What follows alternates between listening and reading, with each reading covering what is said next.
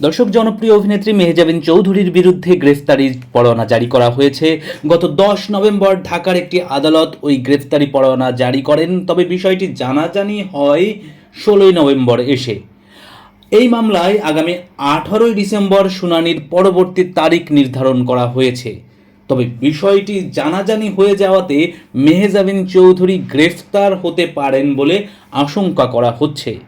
অন্যদিকে মেহজাবিন চৌধুরী ওই শুনানির আগেই আইনজীবীর মাধ্যমে আগাম জামিন আবেদন করবেন বলেও একটি সূত্রে জানা গেছে। এই মামলায় মেহজাবিনের ভাই আলিশান চৌধুরীর বিরুদ্ধেও গ্রেফতারি পরোয়ানা জারি করেছেন আদালত। দর্শক, জানা গেছে পারিবারিক ব্যবসার পার্টনার হিসেবে রাখার কথা বলে 27 লাখ টাকা আত্মসাৎ ও হুমকি ধামকি এবং ভয় ভীতি দেখানোর অভিযোগে আমিরুল ইসলাম নামে এক ব্যক্তি এই বছরের 24 মার্চ ঢাকার নির্বাহী ম্যাজিস্ট্রেট আদালতে মেহজাবিন ও তার ভাইয়ের বিরুদ্ধে মামলাটি দায়ের করেন। দর্শক, মেহজাবিন চৌধুরী দ্রুত এই মামলার জট থেকে মুক্ত হয়ে আমাদের সামনে ভালো ভালো কাজ নিয়ে হাজির হবেন, সেই কামনা রইল। শুভকামনা রইল আপনাদের জন্যও। সাবস্ক্রাইব করে সঙ্গে থাকুন আমাদের পার্শ্বচিত্র চ্যানেলের।